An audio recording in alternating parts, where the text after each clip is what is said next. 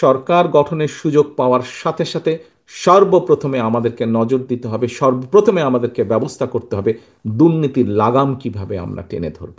যে একমাত্র বিএনপি পেরেছিল দেশকে দুর্নীতি থেকে বের করে নিয়ে আসতে, ইনশাল্লাহ আগামী দিনেও বিএনপি পারবে। প্রিয় ভাই বোনেরা, তোমরা আজকে যখন এই হলে এসে বসেছো, তোমাদের আলোচনা শুরু হয়েছে। তোমরা যে আলোচনা শুরু হবার সময় তোমাদেরকে প্রত্যেকে একটা করে ফোল্ডার দেওয়া হয়েছে, এবং কিছুক্ষণ পরে খুব সম্ভবত লাঞ্চের পরে তোমাদের সকলকে আলাদা আবার হাতে হাতে একটা লিফলেট দেওয়া হয়েছে না তোমাদের? সেই লিফলেটের মধ্যে কি আছে? সেই লিফলেটের মধ্যে কি আছে আমি বলছি। আলাদা একটি লিফলেট তোমাদেরকে দেওয়া হয়েছে। এখানে সোহেল, আজকে যে অনুষ্ঠান পরিচালনা করছে আমাদের জয়েন্ট সেক্রেটারি সোহেল, তার বক্তব্যে সোহেল কিন্তু একটি গুরুত্বপূর্ণ কথা বলেছে। আমি ব্যক্তিগতভাবে বিশ্বাস করি একটি বিষয়, আমরা যতগুলো পরিকল্পনা নিয়েছি, এই পরিকল্পনাগুলোকে সফল করতে হলে যেরকম আমাদের যোগ্য ব্যক্তিদেরকে বিভিন্ন জায়গায় দায়িত্ব দিতে হবে, কিন্তু তার থেকেও দুইটি বড় ইম্পর্টেন্ট বিষয় আছে, যেই দুইটি বিষয়কে যে কোনো মূল্যে আমাদেরকে অ্যাড্রেস করতে হবে। এবং এই দুইটি বিষয়কে যদি আমরা অ্যাড্রেস করতে না পারি, আমাদের পুরা জাতি এবং দেশ সংকটের মধ্যে পড়বে। কি দুটি বিষয়? এক, দুর্নীতি, যে কোনো মূল্যেই দুর্নীতির লাগাম টেনে ধরতে হবে। দুই, আইন শৃঙ্খলা পরিস্থিতি, যে কোনো মূল্যে আইন শৃঙ্খলা পরিস্থিতির লাগাম টেনে ধরতে হবে।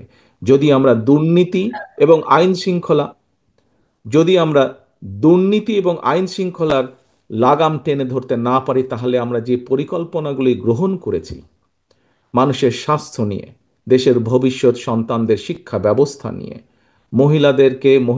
নারী সমাজকে এম্পাওয়ার্ড করার জন্য, দেশের কৃষি ব্যবস্থা, প্রত্যেকটি পরিকল্পনা আমাদের বাধাগ্রস্ত হবে, স্লো হয়ে যাবে আমাদের।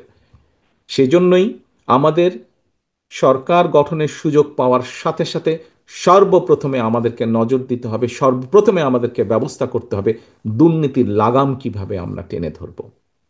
প্রিয় ভাই বোনেরা, তোমাদের হাতে যে লিফলেটটা দেওয়া হয়েছে, এই লিফলেটের মধ্যে একদম তথ্য দিয়ে উপস্থাপন করা হয়েছে যে বিএনপি 2001 সাল থেকে 2006 সাল পর্যন্ত যখন দেশ পরিচালনার দায়িত্বে ছিল, তার আগে এই যেই স্বৈরাচারকে বিদায় করা হয়েছিল, সেই স্বৈরাচার যখন দেশ ক্ষমতায় ছিল, সেই সময় কিভাবে তারা দুর্নীতিতে দুর্নীতি ছেয়ে ফেলেছিল দেশকে, এবং 2001 সালে দায়িত্ব পাবার পরে কিভাবে খালেদা জিয়ার সরকার ধীরে ধীরে ধীরে ধীরে দুর্নীতির অবস্থার উন্নতি ঘটিয়েছিল, দুর্নীতি থেকে ধীরে ধীরে কিভাবে দেশকে বের করে নিয়েছিল। একটি আন্তর্জাতিক সংস্থার সংস্থার যে অ্যানালাইসিস, সেই অ্যানালাইসিস একদম পুরা সুন্দরভাবে তোমাদের সামনে তুলে ধরা হয়েছে সেই লিফলেটটার মধ্যে। কাজেই আমরা দৃঢ়ভাবে, অত্যন্ত আত্মবিশ্বাসের সঙ্গে বলতে পারি, এই বাংলাদেশে যদি দুর্নীতির লাগাম টেনে ধরতে পারে, তাহলে একমাত্র বাংলাদেশ জাতীয়তাবাদী দলই পক্ষেই সেটা সম্ভব। সেইটি করা সম্ভব একমাত্র কারণ আমরা অতীতে করেছি। আমরা ইনশাল্লাহ ভবিষ্যতে দেশের মানুষ দিলে ভবিষ্যতে ইনশাল্লাহ আমরা সেই কাজটি করিয়ে দেখাতে পারবো। প্রিয় সহকর্মীবৃন্দ, কেউ কেউ বলে থাকে স্বৈরাচার যেভাবে বিএনপি সম্পর্কে, এই যে স্বৈরাচার, পলাতক যে স্বৈরাচার, তারা বিএনপির সম্পর্কে যেসব মিথ্যা প্রপাগান্ডা ছড়াতো, আমরা ইদানিং লক্ষ্য করছি কিছু কিছু ব্যক্তি বা দল ঠিক একই সুরে গান গাইছে, বা একই সুরে কতগুলো কথা বলার চেষ্টা করছে। এখন প্রশ্ন হচ্ছে, তাদেরও তো দুইজন ব্যক্তি আমাদের সাথে সেই সময় সরকারে ছিল।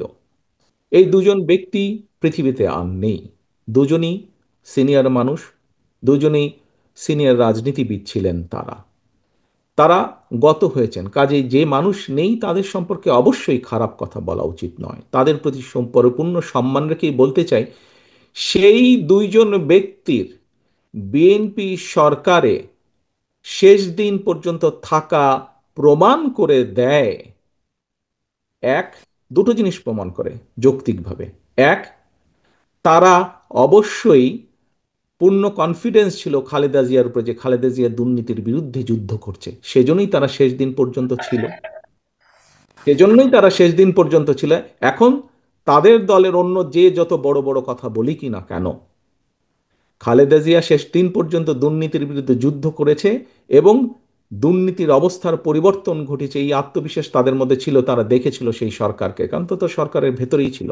সেজন্যই তারা শেষ দিন পর্যন্ত এই বিএনপি সরকারের সাথে তারা ছিল। আমরা এইভাবেই ধরে নিব, আমরা অন্য কিছু বলতে চাই না। কেউ কেউ বলে থাকে যে কেউ কেউ বলে থাকে, তাদেরই কেউ কেউ বলে থাকে যে তাদের বিরুদ্ধে কোনো কিছু অভিযোগ পাওয়া যায় না। আজকে যখন নিরপেক্ষ কোর্ট বসেছে, স্বৈরাচারের সময় আমরা দেখেছি কিভাবে আদালতকে ইনফ্লুয়েন্স করা হতো, কিন্তু স্বৈরাচার পালিয়ে যাওয়ার পরে মোটামুটি আমরা বলতে পারি যে আদালত এখন নিরপেক্ষ। নিরপেক্ষতা আমরা আশা করি, সেই নিরপেক্ষ আদালত থেকে আমরা দেখেছি কারো বিরুদ্ধেই কোনো জিনিস প্রমাণিত হয়নি, এটি ছিল প্রোপাগান্ডা। কাজেই আমাদেরকে আজকে এই এই এই কনক্লুশনই আসতে হবে যে একমাত্র বিএনপি পেরেছিল দেশকে দুর্নীতি থেকে বের করে নিয়ে আসতে। ইনশাল্লাহ আগামী দিনেও বিএনপি পারবে।